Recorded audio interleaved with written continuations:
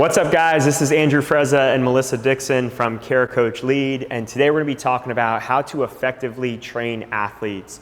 And we want to introduce you to a concept of hardware versus software and share some examples of frameworks that you can use when you're building out programs for training athletes to be able to do more effective training depending on what type of athlete they are, what sport they play, what position they play, and where they might be in any given part of their season or off season.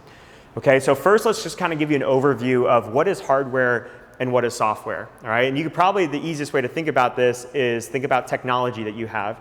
Hardware is going to be something like your physical phone, it's going to be your computer, it's going to be your TV, whereas the software is the inner workings of that thing, your apps, the code that allows that thing to be maximized and to be effective. And when we talk about hardware in this environment, the training environment, hardware is things like height, weight, body fat percentage, an athlete's structure, whereas software is going to be more of their sport-specific stuff or skills. Nice. So when we go into hardware, we're also not just talking about like the actual athlete itself and their body, but we're also talking about like how they're training, their environment they're training in, and what they're doing. So that would fall more into like the hardware is like the strength and conditioning stuff, their power, their ability to move things, and their expression of strength. Mm-hmm. But in the other side of things, in software, we're talking about their coordination, their balance, their hand-eye skills, their accuracy, things like that are more built from practice and their nervous system development, where all the other stuff is built through training and doing reps. Yeah, so where this becomes really obvious is if you think about weight class sports or competitive things. So things like wrestling, things like boxing, MMA, things like rowing, which Melissa did, could even be considered kind of a weight class thing.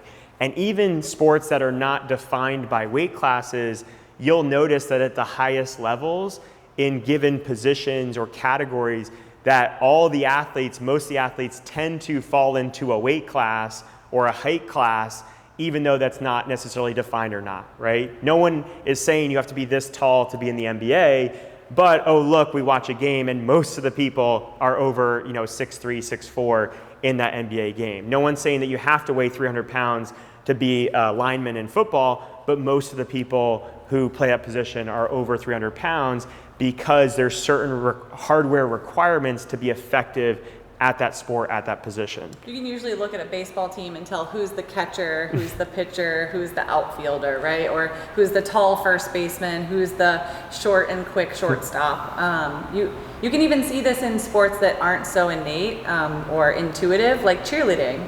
I was a cheerleader as well, and being a bigger athlete, I'm lifting all the girls. I'm definitely not the one they're tossing up in the air, right? So cheerleaders aren't just the little athletes, but you need the more powerful athletes as well to hold up those little athletes.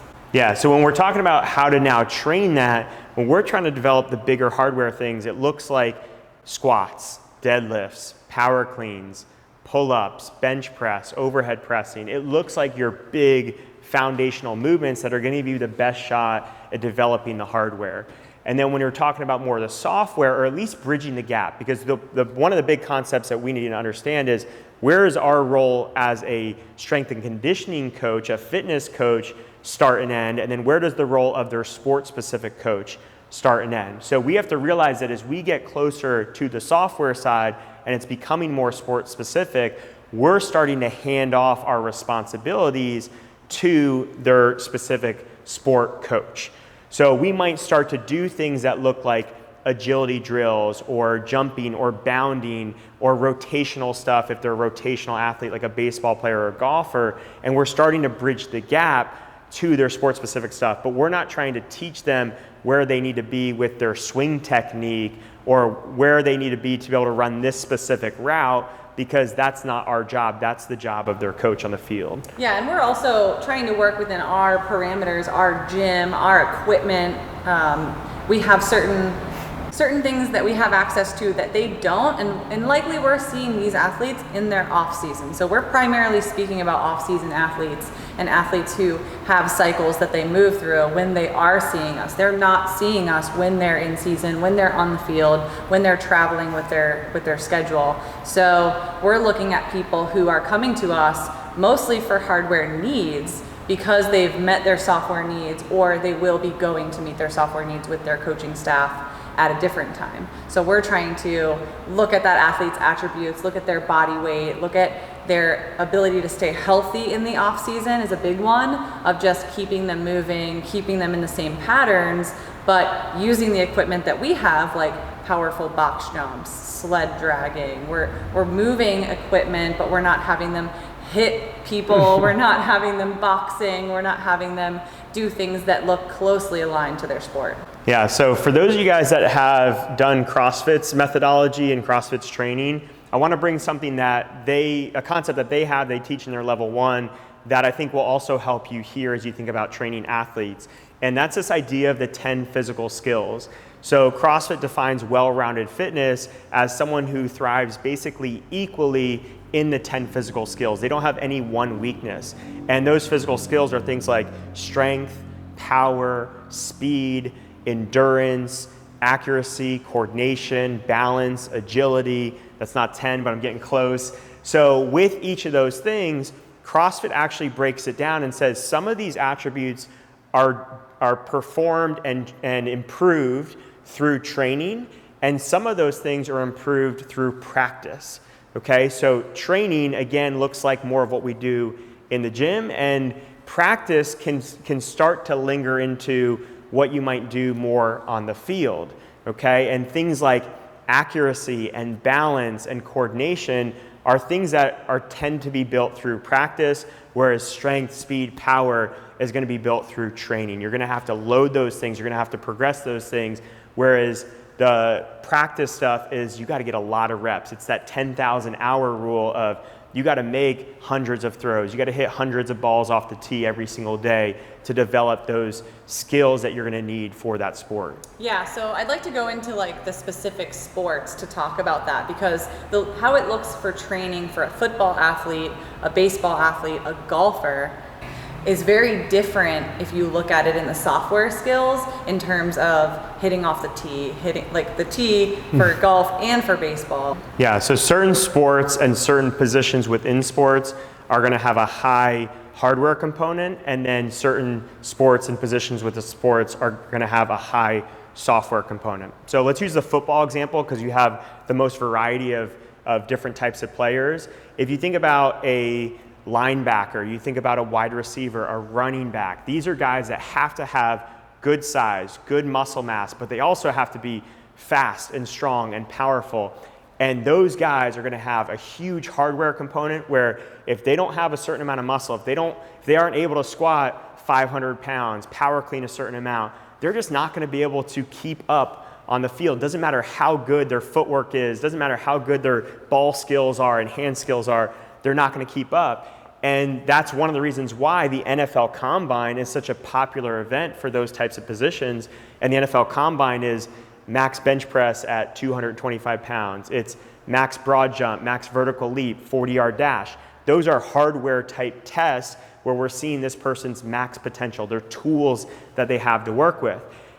The other counterexample to that would be someone like a quarterback or a kicker that doesn't really need to be super fit in terms of how we define it in that linebacker receiver category. They need to have a lot more of those software skills, the coordination, the more of the feel of the game, and more intelligence, honestly, than it is physical skills more so than anything else. And that's especially true with a pocket passer like a Tom Brady versus a Lamar Jackson who's going to be running and breaking away at times during a game. So when you talk about someone like Tom Brady and his approach, he probably rarely does back squats for heavy weights. I know I've actually read the TB12 book. He doesn't do that stuff. He does a lot of band work. He might do the occasional loading with weights or dumbbells, but it's very rare. It's a lot of band work that's just simply meant to make him resilient and keep him on the field versus trying to create a lot of upside in what we're doing in the gym. Yeah, so if you get if you get Tom Brady in your gym, which we likely won't, this will be mostly a quarterback from a high school team, a collegiate athlete, but if you get a football player in your gym, you're looking at, one, the needs of their sport, but you're looking at their attributes too. So if I have Tom Brady, my goal in the gym is not to work on his passing. My goal is to work on his hardware that's gonna keep him healthy in his off season. I wanna work on his shoulder health. I wanna put him on banded exercises. I wanna put him on more rehabilitative type stuff to repair him in his off season from the damage that he's done in that on season to keep him strong throughout, keep him balanced. I'm not gonna be making him squat 400 pounds or more. I don't have goals for him to get super strength because of what he does in the needs of his position in his sport. If I get a 5'4" athlete who's 145 pounds who wants to be a lineman or a linebacker, I've got to look at those attributes and I've got to look at that hardware and say, where can we put muscle on this kid? Where can we get him stronger, get him, you know, more powerful? Let's work on that broad jump power through lower body. Let's really work on deadlift and back squat and things like that to get him where he needs to be and get him gaining muscle, work on his nutrition, things like that in the off season. Yeah. So when I think about this hardware versus software, I think how much upside am I trying to create in the gym versus how much am I trying to protect the downside? And if you're doing a lot of stuff that looks like balance, low loads, agility stuff, coordination stuff, you're really trying to protect the downside more than anything. You're trying to prevent injuries or you're trying to just keep that person healthy.